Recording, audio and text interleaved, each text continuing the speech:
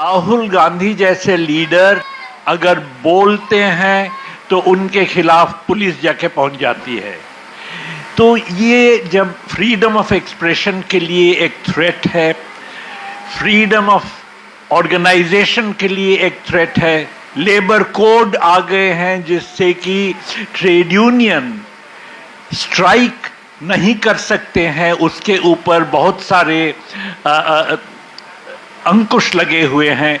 तो ये जो पूरा एक माहौल है, जब हमारा डेमोक्रेसी संकुचित हो रहा है, तो कई लोगों ने कहा कि ये एक अनस्पोकन इमरजेंसी है, अनडिक्लेयर्ड इमरजेंसी है। बात सही है। इमरजेंसी के समय जैसे इंदिरा गांधी के इमरजेंसी लगाने के कारण लोग अरेस्ट हुए थे, लोगों के ऊपर इफ़ यू स्पीक फ्रीली तो उन लोगों के ऊपर अंकुश लगा हुआ था।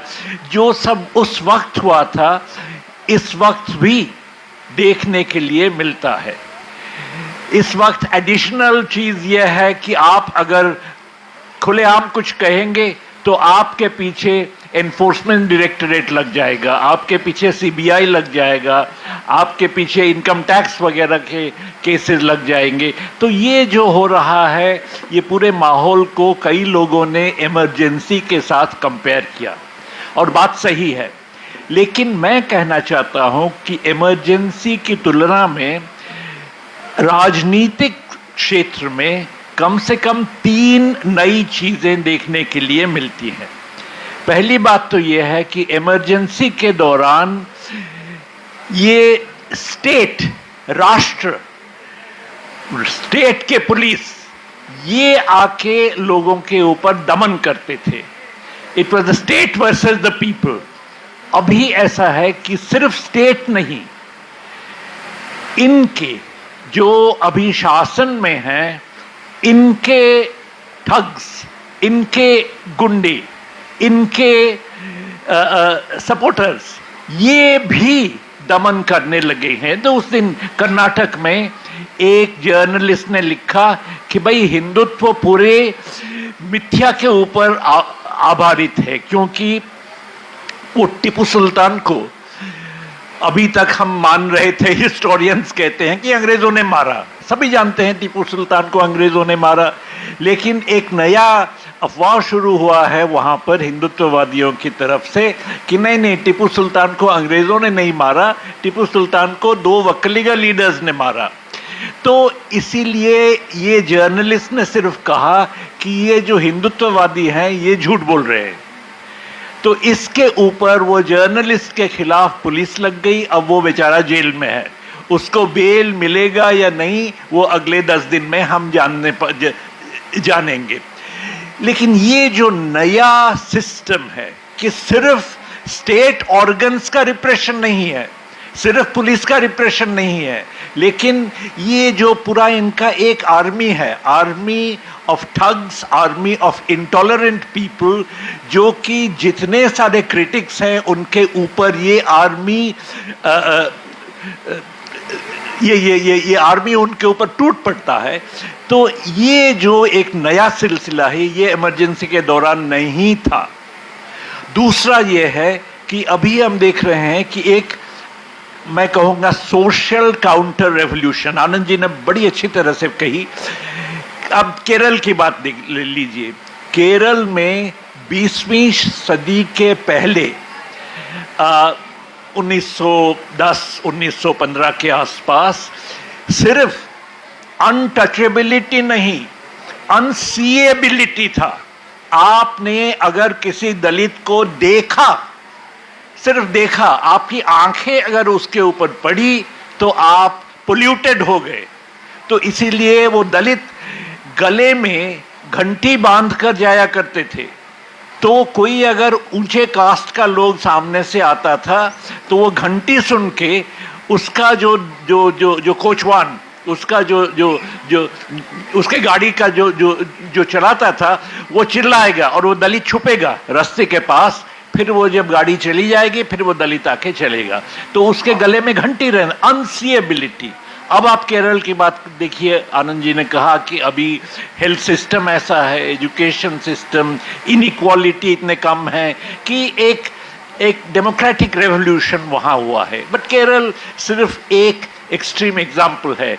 हर जगह, मैं एक गांव से आता हूं, जब गांव में, जैसे आनंद जी ने कहा, 1952 इलेक्शन मैंने देखा, 1952 का इलेक्शन में मैं छोटा बच्चा था, मैंने देखा 1952 इलेक्शन में एक दलित का वोट और एक ब्राह्मण का वोट, जो एक ही उनका वैल्यू है, इसको लेकर गांव में ब्राह्मण का जो डोमिनेशन था, वो लोग इतने खफा हो गए कि वो देखने लायक चीज थी।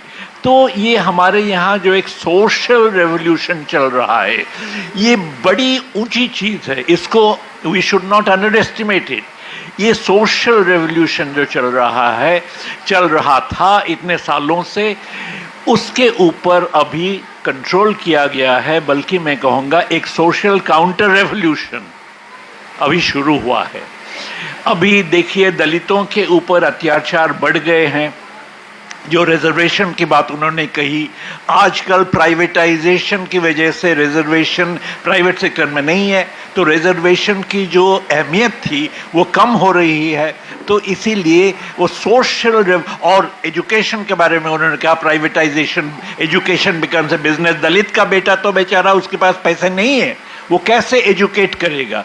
तो जो हमारे यहाँ एक सोशल रेवोल्यूशन चल रहा था आज़ादी के बाद, उस रेवोल्यूशन को अभी उल्टा जा रहा है। It is being turned into A counter revolution. Now this is a new thing. ये इमरजेंसी के टाइम से अलग है। और तीसरी चीज़ ये है कि हम जब देखते हैं communalism, foundation of Indian secular republic. Indian republic is a secular constitution. आप हिंदू हो, मुसलमान हो, इससे कोई फर्क नहीं पड़ता। 1931 में कराची कांग्रेस में जो रेजोल्यूशन पास किया गया था, भगत सिंह के मार्टरडम के कुछ ही दिन बाद, उस रेजोल्यूशन में ये कहा गया था कि जब स्वतंत्र भारत होगा, स्वतंत्र भारत में राष्ट्र का कोई मजहब नहीं होगा। The state will have no religion. आप हिंदू हो, मुसलमान हो, क्रिश्चियन हो, सिख हो, जो भी हो, you will have equal rights, equality before law. ये जो था, now that is being changed. अब हम बढ़ रहे हैं, कोशिश की जा रही है कि हम उस संविधान को बदल के एक हिंदू राष्ट्र की तरफ चले, जहाँ की बाकी जो मुसलमान, क्रिश्चियन वगैरह हैं, वो second rate citizen, second class citizen होके रहेंगे। नाउ ये इमरजेंसी के दौरान नहीं था, तो इसीलिए यस, इमरजेंसी जैसे अभी दमन चल रहा है, लेकिन ये दमन कुछ अलग है। ये फैशिवाद का एक लक्षण है। एक ऑथोरिटेरियनिज्म और फैशिज्म में फर्क है। इमरजेंसी में ऑथोरिटेरियनिज्म था, अभी फैशिवाद है, और ये फैशिवाद का एक लक्षण ये है, फैशिवाद करने की कोशिश की जा रही है, उसका एक लक्षण ये है कि एक हैपलेस माइनॉरिटी, उसको आप कहिए कि ये लोग अलग हैं, इसीलिए इनको हम दमन करके ये रहेंगे तो चुपचाप रहेंगे, सेकेंड रेट सिटीजन होके रहेंगे, लेकिन ये इक्वल राइट्स नहीं इनको मिलेगा। ये तो मैं सिर्फ अभी कह रहा हूँ। जो हमारे लोकतंत्र के लिए, जो हमारे संविधान के लिए बहुत बड़े चुनौती हैं, बहुत बड़े थ्रेट हैं, जो कोशिश की जा रही है ये सब बदलने की, लेकिन ये सब राजनीतिक तौर पर है। इसके अलावा जैसे आनंद जी ने कहा, भारत की अर्थनीति में एक बहुत बड़ा बदलाव हुआ है। अर्थनीति का बदलाव अभी नहीं हुआ, वो 1991 में जब से नया उदारवाद नीति शुरू हुई थी, तभी से एक चेंज हुआ था। नया उदारवाद नीति के बाद में देश में इनइक्वालिटी इतना बढ़ गया है कि मैं आपको एक एग्जाम्पल दूंगा। दो फ्रेंच इकोनॉमिस्ट, पिकेटी एंड चांसेल, उन्होंने एस्टिमेट किया है कि भारत में जो ऊपर के 1% लोग हैं उनको हमारे राष्ट्रीय आय का कितना परसेंट मिलता है। तो इसके लिए वो इनकम टैक्स का डेटा देखते हैं। इनकम टैक्स भारत में शुरू हुआ 1922 से, तो इसलिए उनका एस्टिमेट 1922 से शुरू होके 2014 है लास्ट। उसके बाद से उनको परमिशन नहीं मिली करने के लिए। 1922 में जो टॉप 1% का शेयर था राष्ट्रीय आय में, उसके बाद वो धीरे धीरे घट के 1922 में 21% शेयर था एक टॉप 1% का। वो घट के 1982 में इट बिकेम 6%। उसके बाद बढ़ना शुरू किया और अभी 2013-14 में ये बढ़ के 22% हुआ है, जो कि सारे 100 साल में इतनी कभी इनइक्वालिटी नहीं थी। इतना ज्यादा 1% टॉप 1% का शेयर इतना ज्यादा राष्ट्रीय आय में कभी नहीं था पिछले 100 सालों में। तो ये जो इनइक्वालिटी बढ़ रहा है, ये हमारे गणतंत्र के लिए एक बहुत बड़ा थ्रेट है। लेकिन ये सिर्फ इनइक्वालिटी की बात नहीं है, वो तो ये इनइक्वालिटी का बढ़ना ये तो नए उदारवाद नीति के साथ ही आता है। मैंने कहा 1982 में सबसे कम था, उसके बाद बढ़ के 2014 में सबसे ज़्यादा अभी तक हुआ है। ये तो नया उदारवाद की नीति के साथ आया है। लेकिन वो नया उदारवाद अभी उसका भी क्राइसिस है। सारी दुनिया में नियो लिबरल पॉलिसीज का एक क्राइसिस चल रहा है। सारी दुनिया में क्राइसिस को बहुत सारे इकोनॉमिस्ट, सिर्फ बाएं बाजू के नहीं दक्षिण बाजू के इकोनॉमिस्ट भी कह रहे हैं सेक्युलर स्टैग्नेशन, यानी कि अमेरिकन इकोनॉमी में वो कह रहे हैं कि अब ये एक सेक्युलर स्टैग्नेशन आ गया है, ये इकोनॉमी बढ़ नहीं रही है। हिंदुस्तान में उस दिन हमारे रघुराम राजन जो गवर्नर थे रिजर्व बैंक में, उन्होंने कहा कि वो हिंदू रेट ऑफ ग्रोथ शुरू हो गया है जो कि पहले था इंडिया में, यानी कि 4% से ज़्यादा नहीं होगा। सिर्फ रेट ऑफ ग्रोथ की बात नहीं है। आप अगर देखेंगे कि स्वतंत्रता के बाद every year employment was increasing at 2% per year. उस जमाने में पॉपुलेशन ग्रोथ भी 2% था, यानी कि वर्कफोर्स ग्रोथ भी 2% या थोड़ा ज्यादा था। तो 2% से हमारा एम्प्लॉयमेंट बढ़ रहा था, लेकिन जो अनएम्प्लॉयमेंट का स्टॉक था वो भी बढ़ रहा था। क्योंकि अगर आपको अनएम्प्लॉयमेंट घटाना है तो आपका एम्प्लॉयमेंट जितने रेट से लेबर सप्लाई बढ़ रहा है उससे कई गुना ज्यादा रेट से एम्प्लॉयमेंट को बढ़ना चाहिए, वो नहीं था। 2-3% लेबर फोर्स बढ़ रहा है, तो इसीलिए अनएम्प्लॉयमेंट रेट घट नहीं रहा था, कम से कम वही था, थोड़ा सा बढ़ रहा था। लेकिन अभी अनएम्प्लॉयमेंट रेट बहुत जोरों से बढ़ रहा है। नियो लिबरलिज्म के बाद एम्प्लॉयमेंट रेट 1% से हर साल बढ़ रहा है, जो कि हमारा पॉपुलेशन ग्रोथ और हमारा वर्कफोर्स ग्रोथ इससे ज़्यादा है। तो यानी कि अनएम्प्लॉयमेंट रेट बढ़ रहा है। अभी तो हर एक कोई जानता है कि अनएम्प्लॉयमेंट इतनी ऊंची है कि सारे स्वतंत्रता के बाद इतना हाई अनएम्प्लॉयमेंट रेट कभी हमारे यहाँ नहीं हुआ था। तो ये नए उदारवाद में इनइक्वालिटी तो बढ़ रही थी, लेकिन अब नए उदारवाद में एक क्राइसिस आया है। सिर्फ इंडिया में नहीं, सारी दुनिया में एक क्राइसिस आई है। और जब कैपिटलिज्म में क्राइसिस आता है, पूंजीवादी अर्थनीति में जब क्राइसिस आता है, जब एक संकट आता है, तो पूंजीवादी अर्थनीति में फैशिज्म को बढ़ावा मिलता है। हर समाज में फैशिस्ट ग्रुप्स रहते हैं, मार्जिनल, छोटे मोटे। अमेरिका में कू क्लक्स क्लैन, इधर उधर रेशियल रेशियलिस्ट ग्रुप्स। हर समाज में एक्सट्रीम राइट फैशिस्ट ग्रुप्स रहते हैं, लेकिन उनको तब बढ़ावा मिलता है जबकि कुछ मोनोपोली ग्रुप, कुछ जो बिग कैपिटल, बिग बिजनेस जब उनको पैसे से समर्थन करता है, जब उनको मीडिया से समर्थन करता है, और वो कब करता है? वो उस वक्त करता है जबकि पूंजीवादी समाज में एक संकट शुरू होता है। अभी तक क्या था? अभी तक जब संकट नहीं था, अभी तक सभी कहते थे कि भाई यू जस्ट वेट, ठीक है, ट्रिकल डाउन इफेक्ट होगा। यानी कि जो हमारा इतना बड़ा ग्रोथ हो रहा था तो लोग कहेंगे कि भाई इसका कुछ तो मिल जाएगा गरीबों को, कुछ तो मिल जाएगा बेकारों को, तो एक ट्रिकल डाउन होगा, आप थोड़ा वेट करिए, ये आपके लिए भी ये आएगा। लेकिन जब वो ग्रोथ ही खत्म हो गया, जब अनएम्प्लॉयमेंट इतने जोरों से बढ़ रहा है, अब आप ट्रिकल डाउन नहीं कह सकते।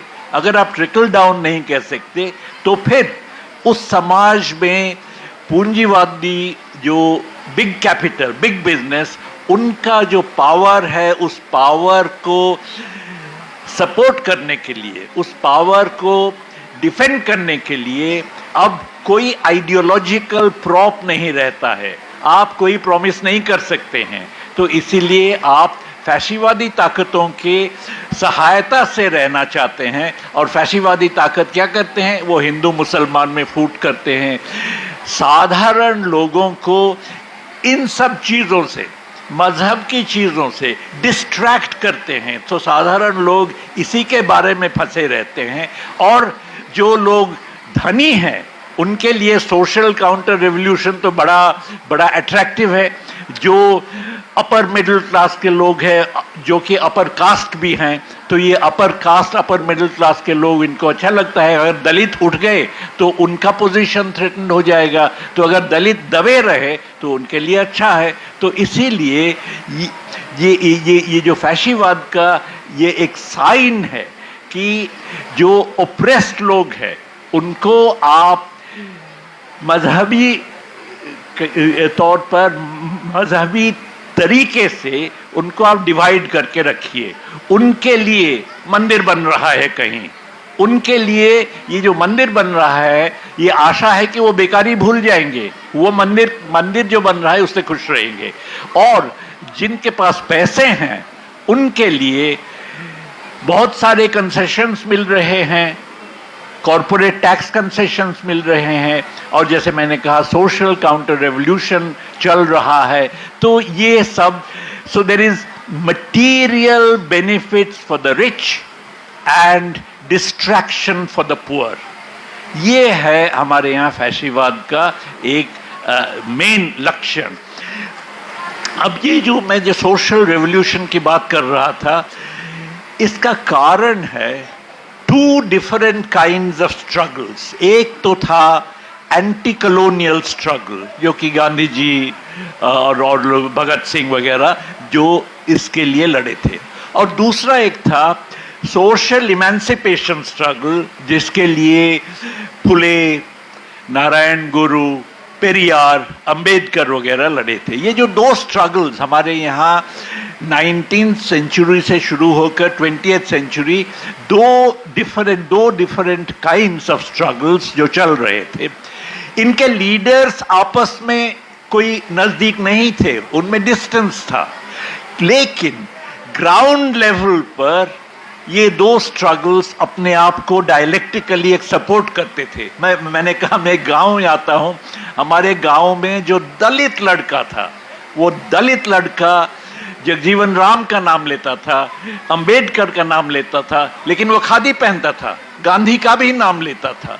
तो इसीलिए ये ग्राउंड लेवल पर ये जो दो स्ट्रगल्स अपने आप को सपोर्ट कर रहे थे, जुड़े हुए थे। लीडर्स चाहे कितना अलग हो, ये दो स्ट्रगल जुड़े हुए थे। They were part of a general social awakening. Now that is being broken. लेकिन अब ये जो, इसीलिए अभी जो क्राइसिस चल रहा है, neo liberal new fascist alliance, जो कि हमारे यहाँ इंडिया में it takes the form of a corporate Hindutva alliance. एक तरफ कॉरपोरेट है, दूसरी तरफ हिंदुत्व है। और कॉरपोरेट के अंदर हमेशा जब कोई फैशिज्म उभरता है, एक particular group of cronies are favoured. Japan में एक पुराना ज़ाइबात्सु था, लेकिन जब जापानीज फैशिज्म उभरा तो एक शिंको ज़ाइबात्सु करके एक नया group of monopolist came up. Germany में एक पुराना मोनोपोली कैपिटल था, वो टेक्सटाइल वगैरह में जुड़े हुए थे, लेकिन जब हिटलर क्षमता में आया तो एक नया मोनोपोली ग्रुप शुरू हुआ। हमारे यहाँ भी वही हाल है। एक पुराना हम कहते थे टाटा बिरला सरकार वगैरह वगैरह, लेकिन अभी अडानी अंबानी ये सब नए हैं और इन नए लोगों को बढ़ाव मिलता है because of the emergence of new fascism. तो ये कॉरपोरेट हिंदुत्व अलायंस अभी हिंदुस्तान में ताकत में है और अभी हिंदुस्तान में क्षमता में है। ये कैसे, इसको हम कैसे तोड़ेंगे, हम कैसे लोकतंत्र को इनके हाथों से इस लोकतंत्र का उद्धार कैसे करेंगे। इसमें एक बड़ी इम्पोर्टेंट चीज़ है जो कि मैं आपसे कहना चाहता हूँ। वो चीज़ ये है कि बस 5 मिनट में मैं ख़त्म करूँगा। चीज़ ये है कि जैसे नियो लिबरलिज्म का क्राइसिस मनमोहन सिंह ख़त्म नहीं कर पाए, सारी दुनिया में कोई बुर्जुआ सरकार ख़त्म नहीं कर पा रही है। क्यों नहीं कर पा रही है, हमें सोचना पड़ेगा। वो जो नहीं कर पा रही है वो मोदी भी नहीं कर पाएंगे। आप पॉलिटिकली लिबरल बुर्जुआ गवर्नमेंट से लेकर नियो फैशिस्ट गवर्नमेंट तक जा सकते हैं, लेकिन किसी का इतना दम नहीं है कि नियो लिबरलिज्म का जो क्राइसिस उसको ख़त्म करे। क्यों दम नहीं है, ये समझना बहुत ज़रूरी है। ये मैं लास्ट पॉइंट मेरा है। ऐसा है कि क्यों क्राइसिस है? क्राइसिस इसीलिए है कि लोगों के हाथों में परचेजिंग पावर, क्रय शक्ति नहीं है। लोगों के पास, जैसे कहा आनंद जी ने, लोगों के पास रियल परचेजिंग पावर नहीं है, तो वो खरीद नहीं सकते चीज़ें। अगर खरीद नहीं सकते तो फिर प्रोडक्शन करके वो क्या फ़ायदा? तो प्रोडक्शन घट जाता है। जो प्रोडक्शन घट जाता है, अनएम्प्लॉयमेंट बढ़ता है, तो उसको हम क्राइसिस कहते हैं। तो क्राइसिस का कारण ये है कि लोगों के पास क्रय शक्ति नहीं है। अगर क्रय शक्ति नहीं है तो सरकार एक काम इजीली कर सकती है। भैया 100 रुपये लोगों को दे दो। अगर आप 100 रुपये गरीब के हाथ में डाल दें तो वो गरीब 100 रुपये लेके बाजार में जाएगा, खरीदेगा, तो क्रय शक्ति बढ़ेगा। तो क्रय शक्ति बढ़ सकता है लोगों के हाथों में अगर ये है कि सरकार लोगों के हाथों में पैसे दे दे या सरकार खुद ही खर्चा करे।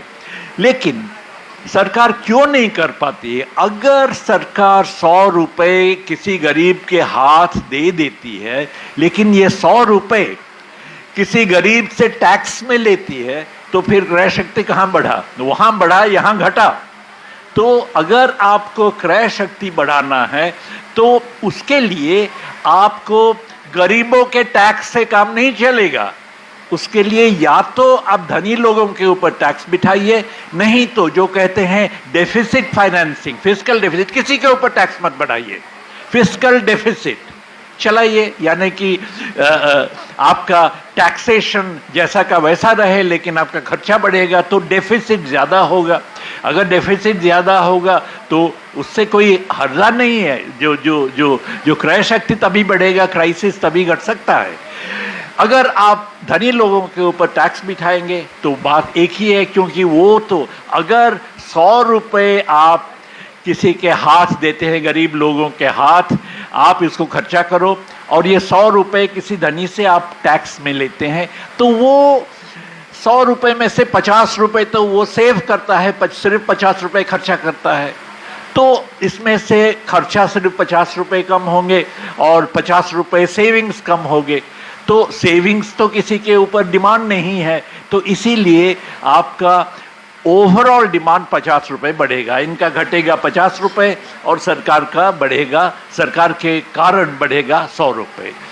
तो अगर आप संकट को दूर करना चाहते हैं तो सिर्फ दो उपाय हैं। सरकार अपना खर्चा बढ़ाएगी, लेकिन खर्चा कैसे बढ़ाएगी? खर्चा बढ़ाएगी या तो डेफिसिट फाइनेंसिंग या फिस्कल डेफिसिट बढ़ाकर, नहीं तो धनियों के ऊपर टैक्स बढ़ाकर। कॉर्पोरेट टैक्स बढ़ाइए, वेल्थ टैक्स बढ़ाइए, वेल्थ टैक्स तो देश में है ही नहीं, वेल्थ टैक्स बढ़ाइए। इनको अगर आप बढ़ाएंगे तो आप देश को ये संकट से बचा सकते हैं, आप लोगों के परचेजिंग पावर बढ़ा सकते हैं।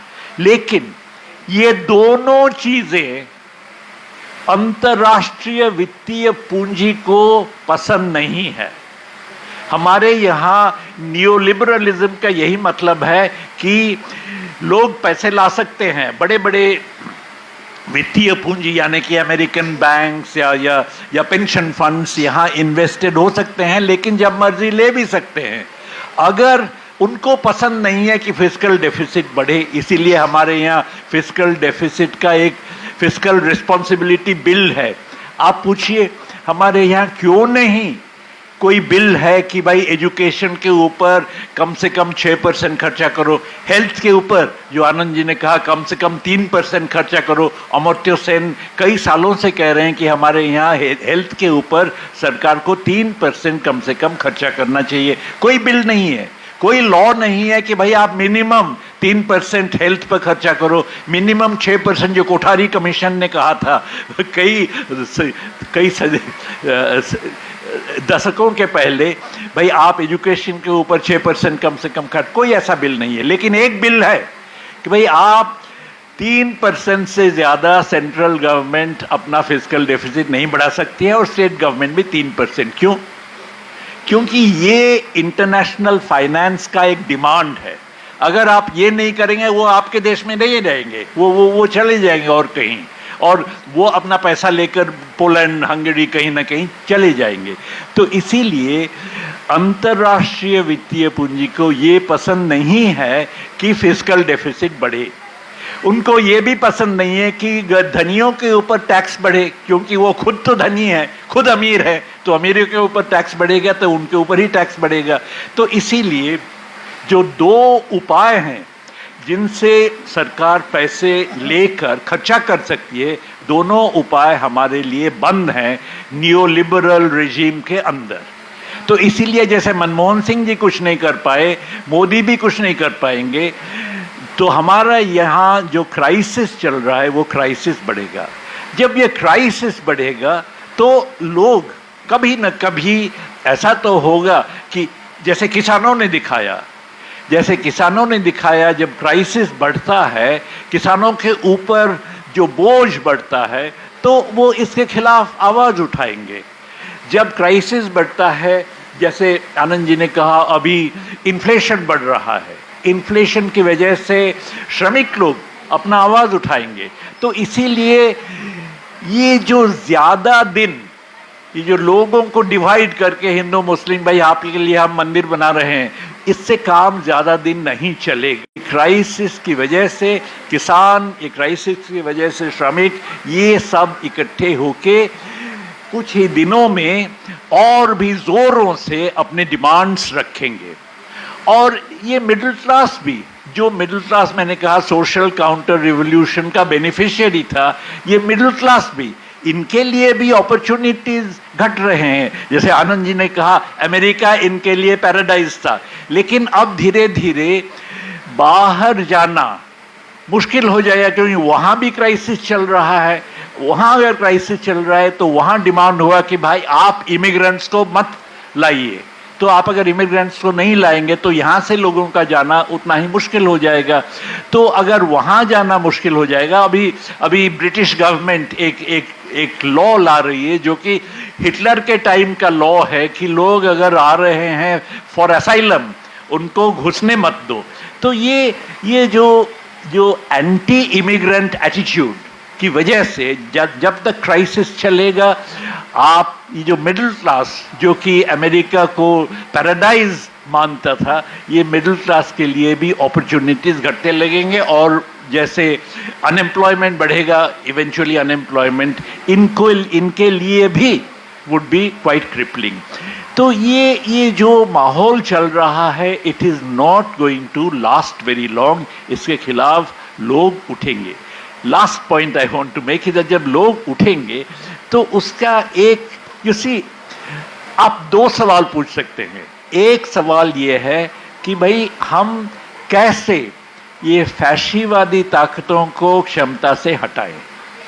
तो उसके लिए आप टैक्टिकल बहुत कुछ कर सकते हैं, ऑपोजिशन यूनिटी वगैरह वगैरह, जैसे जयप्रकाश नारायण जी ने किया था at the time of the emergency. Opposition उन्होंने तो एक साथ किया था, एक साथ नहीं भी हो, कोई अलायंस हो.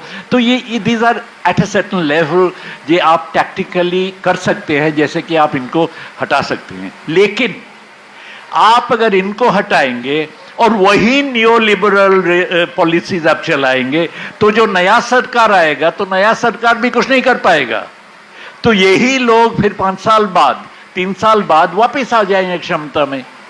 तो यहां दो चीजें हैं. एक तो है कि आप इनको क्षमता से कैसे हटाएंगे, और दूसरी चीज यह है कि आप कैसे ये पूरे जो माहौल है इसमें से कैसे निकलेंगे. इस माहौल से निकलने के लिए आपको नियो लिबरल पॉलिसी से ही निकलना पड़ेगा.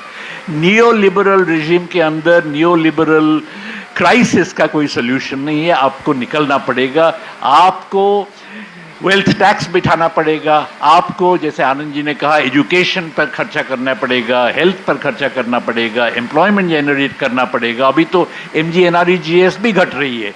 तो आपको ये सब करना पड़ेगा, वेल्थ टैक्स बिठाना पड़ेगा. और ये सब जब आप करेंगे, और वित्तीय पूंजी देश से बाहर जाना चाहती है, आपको कैपिटल कंट्रोल करना पड़ेगा कि भाई हम आपको बाहर नहीं जाने देंगे, आप कम से कम 1 साल हमारे यहाँ रहिए, नहीं तो हम नहीं जाने देंगे. ये जो जब मर्जी चलेंगे, दिस फाइनेंशियल आउटफ्लो, उसको भी कंट्रोल करना पड़ेगा. ये सब करना पड़ेगा. लेकिन इसके लिए नियोलिबरल रिजीम से निकलना पड़ेगा. तो आपके पॉलिटिकल टैक्टिक एक चीज़ है, और ऑफ कोर्स आपकी the strategic overcoming of neo fascist threat is another thing. Thank you.